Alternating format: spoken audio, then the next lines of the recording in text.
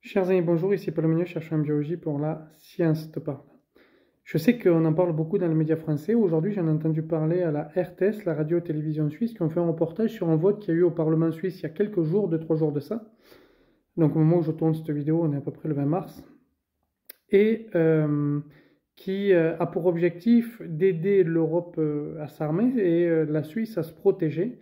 Donc d'ailleurs, il paraît que dans les lycées lausannois, par exemple, ils prenaient le lycée de la Cité en exemple, les jeunes, parce que le service militaire est obligatoire ici en Suisse, en tout cas, vous pouvez échapper, mais que sous certaines conditions, les jeunes se demandent s'ils ne vont pas, cette génération-là, aller à la guerre, alors pas forcément en Ukraine, etc., mais pour protéger le pays de la Suisse, c'est-à-dire que la Suisse se prépare à se défendre plus qu'elle ne l'avait fait jusqu'à maintenant, c'est-à-dire jusqu'à la fin de la Seconde Guerre mondiale. Donc on a l'impression d'avoir un retour, 80 ans après, de cette menace. Aux États-Unis ou dans d'autres pays, que ce soit en Inde, au Brésil sous Bolsonaro, en Argentine, en Corée du Nord, dans des pays comme ça, nous avons une diminution des crédits alloués à la recherche. Nous avons la recherche qui est devenue seulement une opinion. C'est assez fou de se dire ça. Ça ne s'était pas passé, pas en tout cas dans cette ampleur-là avant la Seconde Guerre mondiale.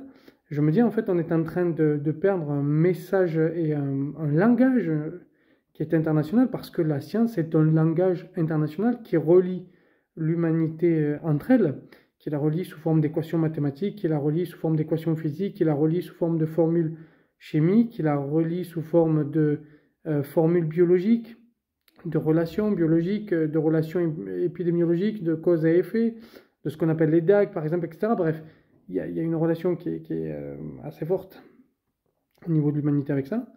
Et on est en train de perdre ce langage-là, on est en train de perdre cette union-là. Nous avions beaucoup d'échanges internationaux au niveau du monde de la recherche entre les différents pays. Ça stabilisait aussi les relations, ça stabilisait aussi la paix parce que si vous êtes un chercheur qui, dans votre université et dans votre laboratoire, vous avez des Indiens, vous avez des Américains, vous avez des Russes, vous avez de n'importe quel pays d'Afrique, des Algériens, des Sud-Africains, ce que vous voulez, des Chinois, des Vietnamiens, des Australiens, bien sûr, et que vous connaissez aussi au niveau, moi je me suis fait beaucoup d'amis internationaux, lorsque j'étais en congrès, j'ai rencontré beaucoup de gens, notamment par exemple des Libanais, que j'ai invités aussi sur la chaîne, des Algériens, etc.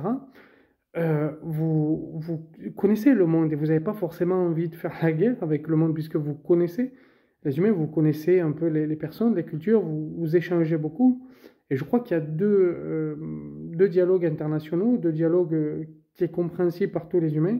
Le premier, c'est celui de la recherche, celui scientifique, et le second, c'est l'art, quel que soit le type d'art d'ailleurs, sur la musique, la peinture, l'audiovisuel, les arts dramatiques, tout ce que vous voulez.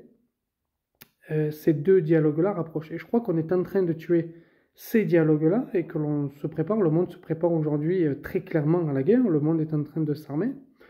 Et je crois que nous autres scientifiques, tout comme nos aïeux avant, que ce soit par exemple Marie Curie, que ce soit Albert Einstein, pour en noter que quelques-uns, mais on pourrait noter Bohr, etc., on doit prévenir de ce danger-là et dire que nous devons avoir et continuer la collaboration scientifique parce que c'est une collaboration de paix et elle doit être renforcée. Nous devons lutter pour ça. Nous devons non pas devenir pacifiques, mais il y a quand même une façon de voir, c'est celui de refuser la guerre sans forcément être pacifique, mais de refuser la guerre pour des raisons qui nous paraissent évidentes aujourd'hui. C'est que nous avons des problématiques que nous devons solutionner et qui sont des problématiques globales, comme par exemple le réchauffement climatique, qui va mener à l'apparition de pandémies, pour noter que ça, mais il y a aussi la destruction de la biodiversité, l'effondrement de la biodiversité, réfléchir à de nouvelles énergies qui soient moins polluantes, réfléchir au monde de demain, au post-pétrole, mais nous avons aussi les pandémies, nous avons vu le SARS-CoV-2 qui est arrivé, mais il peut y avoir d'autres pandémies, on le sait par exemple le permafrost qui est en train de perdre en surface, qui vont arriver, et nous allons avoir besoin de nous serrer les coudes plutôt que de nous faire la guerre. Donc je crois que il faut rappeler, et les scientifiques devraient appeler à ce message-là en disant sans être des pacifiques naïfs, dire que la guerre n'est pas forcément utile dans les conditions actuelles parce que nous avons des problématiques qui sont beaucoup plus globales et qui nous dépassent largement, nous, en tant qu'humains, et qu'on devrait plutôt travailler ensemble, travailler en coordination, travailler en collaboration pour ça. Voilà, alors c'est pas un message politique que je note, mais c'est un message scientifique parce que je crois que c'est quand même très important. Donc voilà, je vous fais cette petite vidéo pour ce vendredi. Vous me direz ce que vous en pensez en commentaire, mais je pense que voilà, moi j'ai été surpris ce matin lorsque j'ai écouté la RTS. Comme je fais tous les matins, je lis un peu les journaux et j'écoute un peu la télé pendant une demi-heure là pour savoir un peu ce qui se passe dans le monde, parce que je n'ai pas le temps de le faire le soir avec les enfants.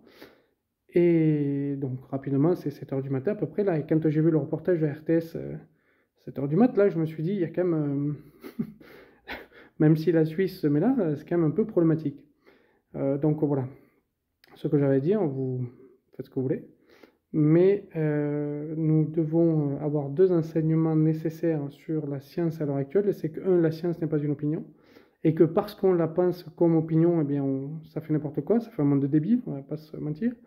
Et le deuxième, c'est que nous avons tellement de challenges globaux là, et de problématiques globales à résoudre. Nous avons besoin de la science et nous avons besoin de tout le monde, de coordination, d'aide et de collaboration. Et voilà, là, quand je vois qu'il y a un scientifique américain qui ne peut pas aller en conférence à Houston parce qu'il a critiqué Trump sur ses réseaux sociaux, ben, quand même, c'est problématique parce que ce genre de conneries, ben, avant la Seconde Guerre mondiale, ça se faisait pas. Hein.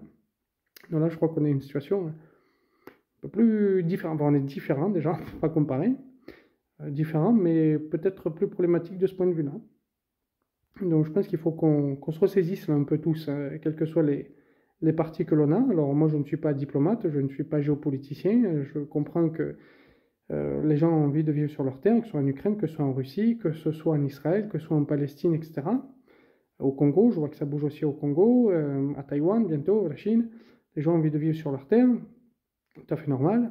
Voilà, mais il y a quand même la science derrière et je pense qu'il faut qu'on ait ce message-là. Voilà, vous me direz en commentaire ce que vous en pensez. Vous pouvez partager si vous le souhaitez. Je vous souhaite une bonne journée. N'oubliez pas le Tipeee, là, si vous voulez donner sur Tipeee pour le livre ou autre.